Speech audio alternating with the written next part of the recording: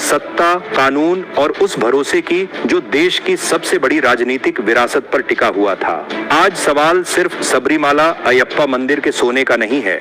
आज सवाल यह है कि क्या एक पवित्र मंदिर से चोरी हुआ सोना देश की सत्ता के सबसे ऊंचे गलियारों तक पहुंच गया, और अगर पहुंचा तो क्या यह सिर्फ चोरी है या फिर आस्था के साथ किया गया सबसे बड़ा राजनीतिक अपराध। इस पूरी कहानी के केंद्र में अब जो नाम सामने आया है वह कोई साधारण नाम नहीं है। यह वह नाम है जिसके इर्द गिर्द 3 दशकों से कांग्रेस की राजनीति घूमती रही है। नाम है सोनिया गांधी। जी हाँ, वही सोनिया गांधी जिन्हें कांग्रेस ने हमेशा नैतिक राजनीति का प्रतीक बताया, जिनके नाम पर ईमानदारी, त्याग और बलिदान की कहानियां सुनाई गईं। लेकिन आज सबरीमाला गोल्ड थेफ्ट केस में सोनिया गांधी सीधे सीधे राजनीतिक ही नहीं, कानूनी संकट के घेरे में खड़ी दिखाई दे रही हैं। अब पूरी कहानी शुरुआत से समझिए, एक एक परत खोलते हैं। सबरीमाला अयप्पा मंदिर, केरल के पहाड़ों में बसा एक ऐसा मंदिर जहां हर साल करोड़ों श्रद्धालु 41 दिन का व्रत रखकर सिर झुकाने आते हैं। यह मंदिर सिर्फ पूजा स्थल नहीं है, यह आस्था की परीक्षा है। और इसी मंदिर से जुड़ा है सोने का वह खजाना जो सदियों से श्रद्धालुओं की भेंट के रूप में जमा होता रहा। 2019 के आसपास मंदिर प्रशासन के पास एक आवेदन पहुंचता है। आवेदन देने वाला नाम उन्नी कृष्णन पुट्टी। दलील दी जाती है कि मंदिर के द्वारों और मूर्तियों पर लगी सोने की प्लेट पुरानी हो चुकी है, खराब हो रही है, इसे मरम्मत की जरूरत है।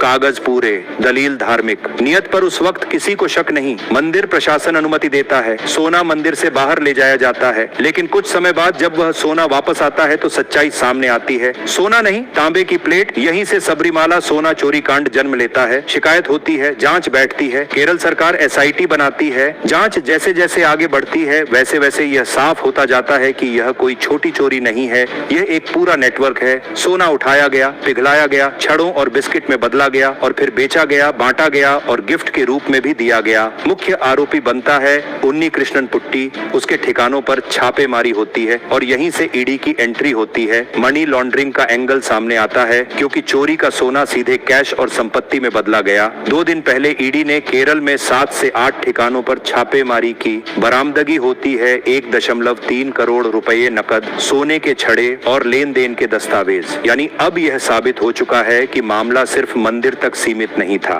लेकिन असली भूचाल तब आया जब जांच ने राजनीतिक गलियारों का रुख किया। SIT और ED को पता चलता है कि उन्नी कृष्ण पुट्टी सिर्फ कारोबारी नहीं था, उसकी पहुंच राजनीतिक नेताओं तक थी। 2 नाम जांच में सामने आते हैं। पहला नाम अडूर प्रकाश, कांग्रेस सांसद, UPA के कोऑर्डिनेटर। दूसरा नाम एंटोनियो, कांग्रेस सांसद। जांच में यह सामने आता है कि इन दोनों सांसदों की उन्नी कृष्णन पुट्टी से लगातार मुलाकातें होती थीं। SIT पूछताछ में अडूर प्रकाश इस बात को स्वीकार करते हैं कि उनकी कई बार मुलाकात हुई है। और फिर एक तस्वीर सामने आती है। इस तस्वीर में उन्नी कृष्णन पुट्टी अडूर प्रकाश को एक गिफ्ट देते हुए नजर आता है। अब सवाल सीधा है, जब सबरीमाला का सोना उसी समय गायब हो चुका था तो वह गिफ्ट क्या था? यहीं से जांच की दिशा केरल से बाहर निकलती है। जांच एजेंसियों को पता चलता है कि उन्नी कृष्णन पुट्टी दिल्ली गया था। अब सवाल उठता है, दिल्ली क्यों गया था और किससे मिलने? यहीं से सोनिया गांधी का नाम पहली बार जांच फाइलों में दर्ज होता है। एक तस्वीर सामने आती है जिसने कांग्रेस को हिला दिया। उस तस्वीर में सोनिया गांधी, उन्नी कृष्णन पुट्टी, अडूर प्रकाश, एंटोनियो, चारों एक साथ। अब सवाल कोई राजनीतिक नहीं, कानूनी बन जाता है। एक मंदिर चोरी का आरोपी कांग्रेस के 2 सांसदों के साथ सोनिया गांधी से किस उद्देश्य से मिल रहा था? कौन उसकी पहचान करवा रहा था? और सबसे अहम सवाल, क्या वह खाली हाथ मिलने गया था या हाथ में चोरी का सोना था? यहीं से LDF सरकार आक्रामक मोड में आती है। केरल के शिक्षा मंत्री वी शिवनकुट्टी खुले मंच से आरोप लगाते हैं। वह कहते हैं कि सबरीमाला से चोरी हुआ सोना उन्नी कृष्णन पुट्टी ने सोनिया गांधी को बेचा।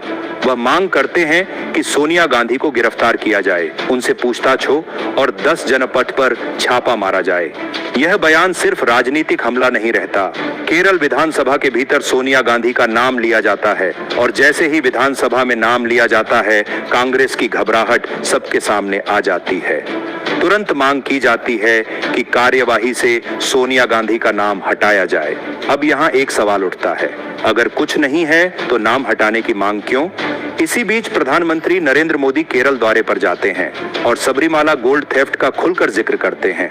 वह कहते हैं कि ईडी दिन रात इस मामले पर काम कर रही है और एक एक दोषी को पकड़ा जाएगा। यह बयान सीधा संकेत देता है कि मामला अब सिर्फ राज्य तक सीमित नहीं, अब दिल्ली की एजेंसियां पूरी ताकत से इस नेटवर्क में उतर चुकी हैं। अब सवाल केवल इतना नहीं है कि सोना कहां गया, सवाल यह है कि क्या चोरी का सोना गिफ्ट बनकर सत्ता के शिखर तक पहुंचा। अगर ऐसा हुआ तो यह सिर्फ चोरी नहीं, यह आपराधिक साजिश है और कानून साफ कहता है कि चोरी का माल जानबूझकर रखने वाला भी उतना ही दोषी होता है जितना चोर। यही वजह है कि एलडीएफ मंत्री खुले तौर पर कह रहे हैं कि एसआईटी कभी भी 10 जनपद पहुंच सकती है और अगर वहां छापा पड़ा तो क्या निकलेगा यह जांच तय करेगी। लेकिन राजनीतिक सच्चाई अब साफ दिखाई दे रही है। सोनिया गांधी आज उस मोड़ पर खड़ी हैं जहां से वापसी आसान नहीं दिखती। एक तरफ ईडी की जांच, दूसरी तरफ सीबीआई जांच की मांग, तीसरी तरफ केरल में कांग्रेस पूरी तरह बैकफुट पर। राहुल गांधी अगर केरल में प्रचार करेंगे तो हर गली में यही सवाल उठेगा, सबरीमाला का सोना कहां गया और दिल्ली तक कैसे पहुंचा। ये मामला अब सिर्फ कानूनी नहीं रहा, ये नैतिक, राजनीतिक और आस्था का संकट बन चुका है। और जब आस्था से जुड़ा मामला हो तो देश कभी आंख बंद करके भरोसा नहीं करता।